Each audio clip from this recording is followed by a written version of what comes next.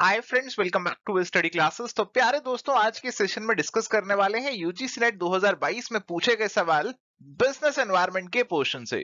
तो हमारा जो यूजीसी नेट कॉमर्स का सिलेबस है उसमें पहला यूनिट हमारे पास है business environment and international business. तो इंटरनेशनल बिजनेस के सवाल आपके साथ ऑलरेडी एक सेपरेट लेक्चर में डिस्कस हो चुके हैं। आज आपके साथ डिस्कस करने वाले हैं कि बिजनेस एनवायरनमेंट से कौन से सवाल एग्जामिनेशन में आए थे। तो आइए फटाफट से आज के डिस्कशन को शुरू करते हैं। चलिए, तो यहाँ पे हमारे पास सवाल है, which of the following are the main platforms for social media. Social media का बेसिकली क्या मतलब हुआ? सोशल मीडिया का मतलब हुआ जहां पे जिस मीडिया का इस्तेमाल करके हम सोसाइटी के साथ इंटरेक्ट करते हैं। तो हम सभी बहुत से सोशल मीडिया प्लेटफॉर्म्स का इस्तेमाल करते हैं। हम सभी फेसबुक चलाते हैं, इंस्टाग्राम चलाते हैं, तो कहीं ना कहीं ये सोशल मीडिया का ही पार्ट है। हमें बोला सर्च इंजन तो सोशल मीडिया नहीं है। सर्च इंजन तो बेसिकली आपका गूगल, याहू हो गए, तो ये सोशल मीडिया नहीं है। आप इनको इस्तेमाल करते हैं कुछ सर्च करने के लिए, कुछ इंफॉर्मेशन निकालने के लिए। ऑनलाइन कम्युनिटीज और फॉरम्स जो आपके बने हुए हैं, तो बिल्कुल आप इनका इस्तेमाल करके बाकी लोगों के साथ इंटरेक्ट करते हैं। आपके फेसबुक पे काफी कम्युनिटीज और फॉरम्स भी बने होते हैं। ऐसे ही आपके जो ब्लॉग्स हैं, आप ब्लॉग्स लिखते हैं और उनसे भी आप कम्युनिटी के साथ इंटरेक्ट करते हैं। सोशल नेटवर्क्स, तो सोशल नेटवर्किंग तो बेसिकली सोशल मीडिया का ही पार्ट है, तो ये भी इसके अंदर इंक्लूड हो जाएगा। वेब 1.0, तो वेब 1.0 मतलब सबसे पुराना टाइप का इंटरनेट, जहां पे कुछ ज्यादा होता नहीं था। तो आपकी बिल्कुल स्टैटिक वेबसाइट्स वगैरह वहां हुआ करती थी, तो वहां पे भी कोई इंटरेक्शन वगैरह नहीं होता था।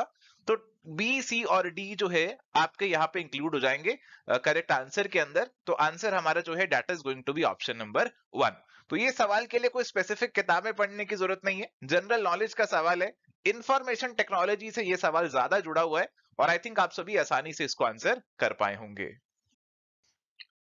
चलिए, तो यहाँ पे हमारे पास सवाल है, which of the following measures inflation in ecosystem. तो इन्फ्लेशन को कौन मेजर करता है, यहाँ पे आपको वो चीज पूछी जा रही है। सबसे पहले आपको दिया है जी फिलिप्स कर्व। तो फिलिप्स कर्व हमारे पास एक कर्व है जो कि एक रिलेशनशिप दिखाता है इन्फ्लेशन का, वेज इन्फ्लेशन और अनएम्प्लॉयमेंट का। तो इन्फ्लेशन को मेजर तो नहीं करता, बट इन्फ्लेशन का कुछ रिलेशनशिप ये शो करता है। इसके बाद है कंज्यूमर प्राइस इंडेक्स, हमारा सीपीआई। तो कंज्यूमर लेवल पे इन्फ्लेशन को मेजर करता है। और आप जानते होंगे कि हमारे पास इसको लेकर आरबीआई का मॉनेटरी पॉलिसी के अंदर एक टारगेट भी रहता है कि हमें कोशिश करनी है कि हमारा इन्फ्लेशन जो है, सीपीआई इन्फ्लेशन जो है, वो कंट्रोल में रहे। तो it is definitely a measure of inflation. Misery index, तो माइजरी इंडेक्स बेसिकली आपके पास ये जो ऐसा इंडेक्स है जो आपको बताता है कि आपको कितनी तंगी हो सकती है अगर आपकी जॉब चली जाए, तो इसको लेकर एक इंडेक्स बनाया हुआ है। तो इन्फ्लेशन को स्पेसिफिकली मेजर नहीं करता है। इसके बाद हमारे पास है जीडीपी डिफ्लेटर। तो जीडीपी डिफ्लेटर को अगर हम यहाँ पे समझने की कोशिश करें, देखो हमारा जो जीडीपी होता है, ग्रॉस डोमेस्टिक प्रोडक्ट, ये बेसिकली हमें बताता है कि हमारे देश में गुड्स और सर्विसेज जो हैं कितने बनाए जा रहे हैं, किस लेवल पे बनाए जा रहे हैं। अब यहाँ पे जब हम जीडीपी मेजर करते हैं, तो एक चीज आ जाती है कि कितना हमने सामान बनाया, कितना प्रोडक्शन रहा गुड्स और सर्विसेज का ड्यूरिंग द ईयर, तो कितनी क्वांटिटी हमने प्रोड्यूस करी, और साथ ही उनका प्राइस भी आ जाता है। तो प्राइस और क्वांटिटी दो चीजें यहाँ पे आ जाती हैं। अब जो प्राइस है, जो प्राइस के बढ़ जाने से आपका जीडीपी बढ़ जाएगा, क्वांटिटी के बढ़ जाने से भी हमारा जीडीपी बढ़ जाएगा। लेट सपोज हमने एक साल में 1000 यूनिट बनाए और 100 रुपए प्राइस था, तो हमारे पास 1 लाख यहाँ पे लेट सपोज टोटल जीडीपी निकल कर आ रहा था। अगले साल में लेट सपोज हमने यहाँ पे 1000 यूनिट ही बनाए और प्राइस हमारा बढ़ के 110 हो गया।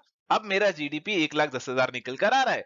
तो अब देखने में तो लग रहा है कि मेरा जीडीपी बढ़ गया है, बट क्या वास्तव में प्रोडक्शन ज्यादा हुआ है? नहीं, प्रोडक्शन तो ज्यादा नहीं हुआ, प्रोडक्शन तो उतना का उतना ही हुआ है। और इसीलिए जब हमें जीडीपी में चेंजेस देखने चाहिए, तो हमें ये जो प्राइस के अंदर चेंज आया, प्राइस के अंदर जो इफेक्ट आया, इसको हटाकर देखना चाहिए कि जीडीपी में बढ़ोतरी आई है या फिर नहीं आई है।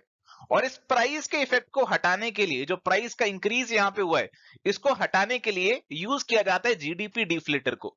तो जीडीपी डिफ्लेटर बेसिकली एक प्राइस इंक्रीज का ही मेजर है हमारा। यहाँ पे अगर मैं डिफ्लेटर की बात करूं, तो डिफ्लेटर मेरा क्या बेसिकली शो कर रहा है कि 10% आपका प्राइस का इंक्रीज है और 10% मुझे हटाना पड़ेगा। 10% से मेरे जीडीपी को डिफ्लेट करना पड़ेगा 1,10,000 वाले को, अगर मुझे अपने एक्चुअल जीडीपी पे आना है। तो जीडीपी डिफ्लेटर कहीं ना कहीं मुझे प्राइस इंक्रीज को दर्शा रहा है, कहीं ना कहीं मेरी इन्फ्लेशन को मेजर कर रहा है ये। तो it is going to be a measure of inflation. इसके बाद मेरे पास आता है जी फिशर इफेक्ट।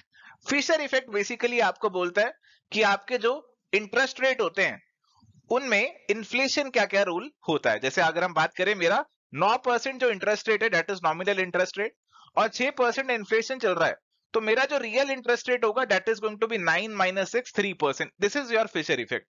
तो ये मेरे को कोई इन्फ्लेशन का रेट नहीं बताता, ये मेरे को बेसिकली ये फॉर्मूला बताता है कि आप नॉमिनल में से इन्फ्लेशन का रेट माइनस करो तो रियल इंटरेस्ट रेट निकल के आ जाता है। तो अब यहाँ पे अगर हमें चूज करना हो इन्फ्लेशन को कौन मेजर कर रहा है, तो बी और डी जो है they are major of inflation, और इसीलिए करेक्ट आंसर ऑप्शन नंबर 4 का हमारा यहाँ पे बनेगा। प्यारे दोस्तों, मैंने यहाँ पे एक ब्रीफ डिस्क्रिप्शन भी डाल दिया है ये सारे इंडाइसेस का जो कि इस सवाल में पूछे गए थे, तो आप इनको भी एक बार गो थ्रू कर सकते हैं, रीड कर सकते हैं। चलिए, तो यहाँ पे हमारे पास सवाल है, which of the following are the essential elements for defining a business. देखो, बिजनेस शब्द हम छोटे होते से पढ़ते आ रहे हैं। जब हम क्लास 11th में हमने कॉमर्स चूज किया, तब हमारी मैडम भी हमें पढ़ाया करती थी बिजनेस स्टडीज, वहां पे भी बताती थी कि ये बिजनेस होता है, ये इनके फीचर्स होता है। तो अब ये जो सवाल है एक जनरल सा सवाल है, इसके लिए आपको कोई स्पेसिफिक डेफिनेशन रट्टा लगा के नहीं आनी है, आपको अपनी जनरल अंडरस्टैंडिंग के बेसिस पे इस सवाल का आंसर देना है। ऑप्शंस पढ़ने हैं, आपको देखने क्या चॉइसेस आपके पास है, और उस हिसाब से you have to choose the best answer. Dealers, products, markets, competitors और फंक्शंस। क्या बिजनेस के डीलर्स होते हैं? हाँ, वैसे तो होते हैं, प्रोडक्ट्स भी होते हैं, मार्केट्स भी होते हैं, कॉम्पिटिटर्स भी होते हैं, और बिजनेस कोई फंक्शन भी परफॉर्म कर रहा होता है। कुछ उसके कोर फंक्शन होंगे, जो मेन चीज है, जो मेन काम वो बिजनेस कर रहा है, और कुछ और छोटी बहुत चीजें भी वो प्रोवाइड कर रहा होगा। जैसे एक मोबाइल बनाने वाली कंपनी है, तो उसका मेन बिजनेस तो मोबाइल बेचना है, main function is to satisfy the need of the customer की मोबाइल उसको मिल जाए। बट यहाँ पे वो कुछ और फंक्शंस भी परफॉर्म करती है, वो मोबाइल के साथ साथ उसकी एसेसरीज भी बना लेती है, वो कस्टमर को सर्विस भी प्रोवाइड कर देती है।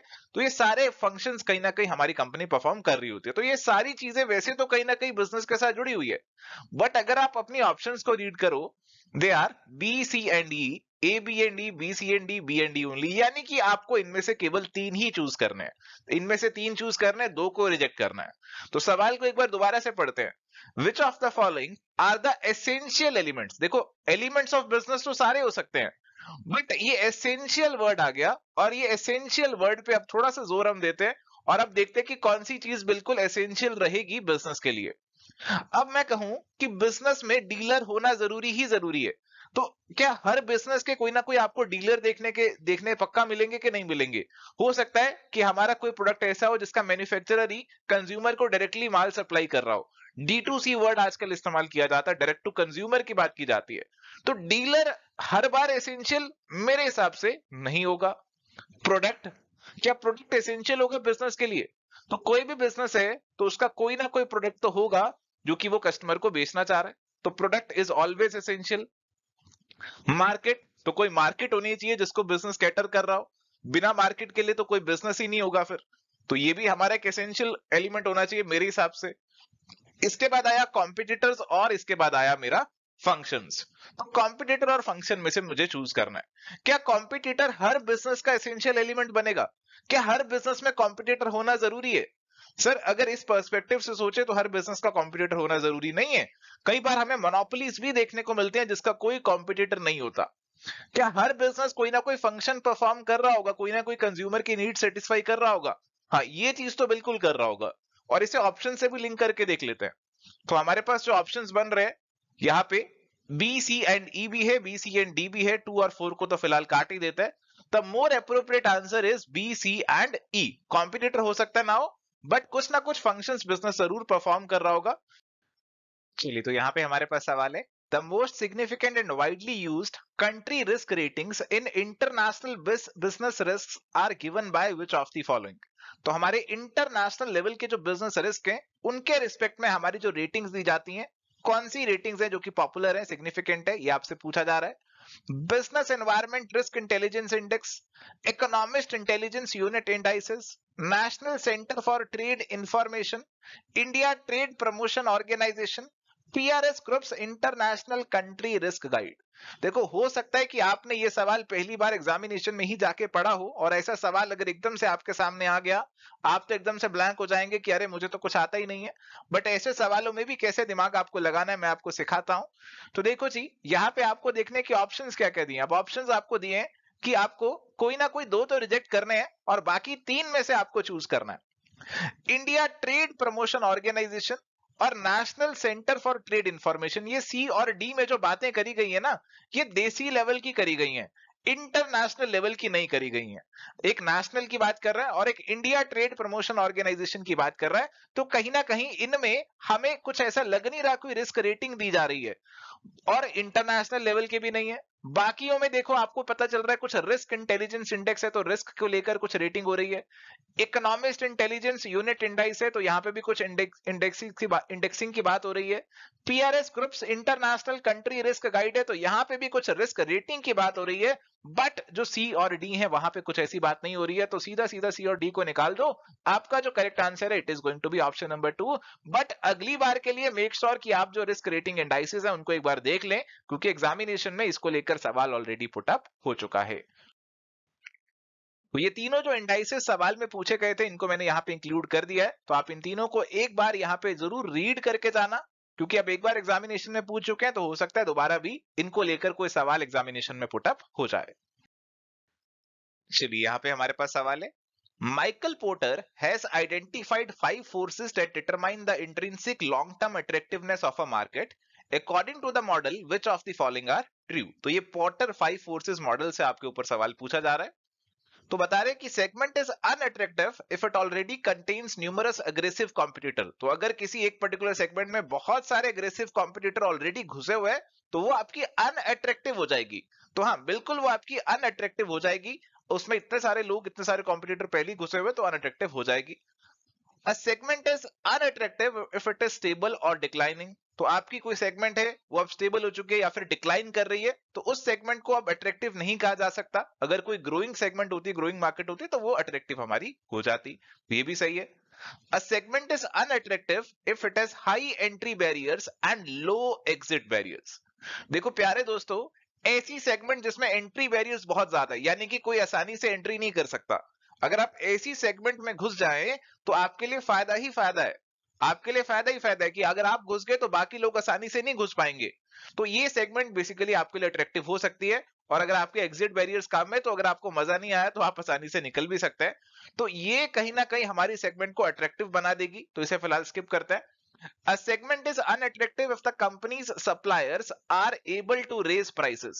देखो आप कोई बिजनेस शुरू करो, आपको उसमें क्या कुछ सप्लायर से सामान रॉ मटेरियल तो खरीदना पड़ेगा। अगर वो जो रॉ मटेरियल बेचने वाले सप्लायर्स है वो अपनी मनमर्जी से दाम बढ़ाते रहे तो फिर आपके तो प्रॉफिट मार्जिन बहुत कम हो जाएंगे। तो अगर ऐसा केस है किसी बिजनेस का तो वो बिजनेस तो अट्रैक्टिव नहीं होगा, सेगमेंट अनअट्रैक्टिव हो जाएगा। तो बिल्कुल सही है। A segment is unattractive when there are actual or potent substitutes for the product। तो अगर ऐसा कोई सेगमेंट है जहां पे बहुत सारे सब्स्टिट्यूट प्रोडक्ट्स ऑलरेडी अवेलेबल है तो वो सेगमेंट भी इतना अट्रैक्टिव नहीं होगा, क्योंकि ऑलरेडी बहुत कंपटीशन होगा ओरिजिनल प्रोडक्ट में, सब्स्टिट्यूट्स में, तो वो इतना अट्रैक्टिव नहीं बनेगा। तो ए, बी, डी और ई जो है हमारे ट्रू बनेंगे। एंट्री बैरियर्स जो है वो सेगमेंट को अट्रैक्टिव बना देते हैं, तो ये हमारा यहाँ पे एक्सक्लूड हो जाएगा। The correct answer is going to be option number 4, A, B, D, E only. प्यारे दोस्तों, यहाँ पे आपको कोर्स में कवर भी करवाया था पोर्टर 5 फोर्सेस मॉडल, और उसमें बताया था क्या चीजें इंडस्ट्री को अट्रैक्टिव बनाती है, और उसमें पहली ही चीज थी अगर बैरियर्स टू एंट्री आपके ज्यादा हो जाए ना तो ये हमारी इंडस्ट्री को अट्रैक्टिव बना देते हैं। चलिए, तो यहाँ पे हमारे पास सवाल है, according to FEMA foreign exchange does not include which one of the following. तो हमारा जो फेमा लॉ है, फॉरेन एक्सचेंज मैनेजमेंट एक्ट है, उसके अंदर हमें फॉरेन एक्सचेंज की डेफिनेशन बता रखी है कि उसके अंदर क्या चीजें आएंगी और क्या चीजें उसके अंदर नहीं आएंगी।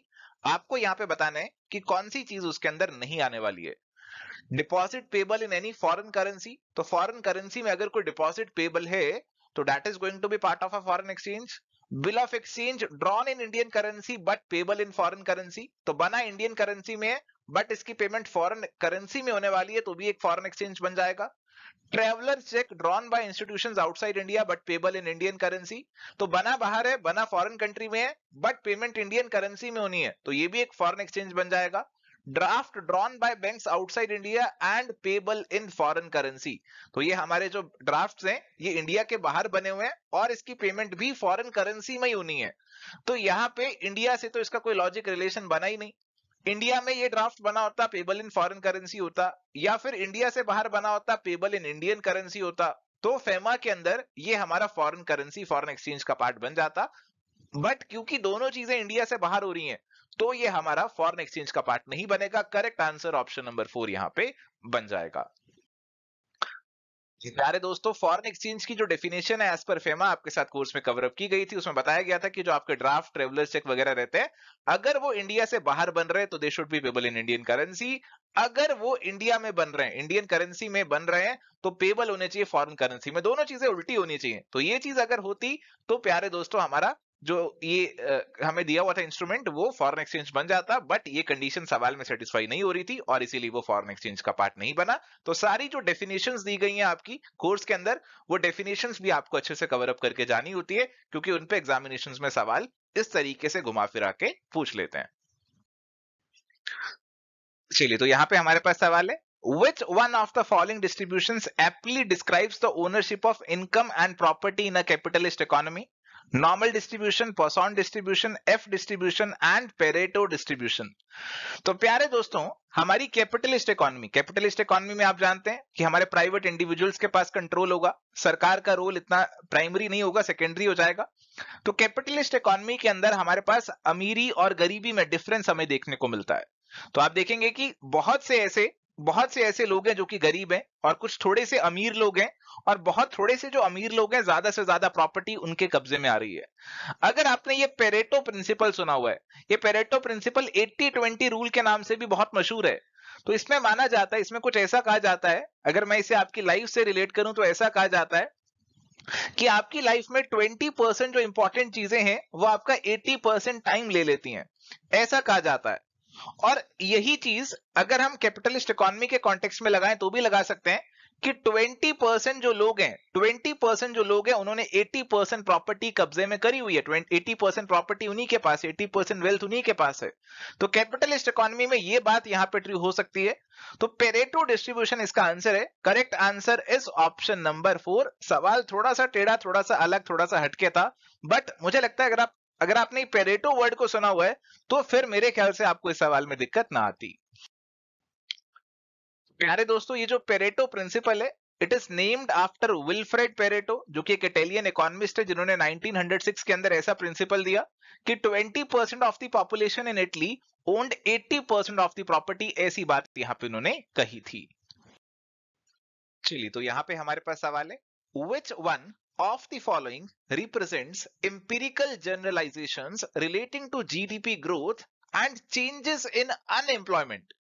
तो प्यारे दोस्तों, ये सवाल आपसे कुछ पूछ रहा है कि जीडीपी और अनएम्प्लॉयमेंट के बीच में कौन सा इनमें से कोई रिप्रेजेंट करता है किसी रिलेशन को, एम्पिरिकल जनरलाइजेशन को। ये सवाल आपसे पूछ रहा है। Phillips curve, misery index, Pareto distribution और ऑक्कन्स लॉ।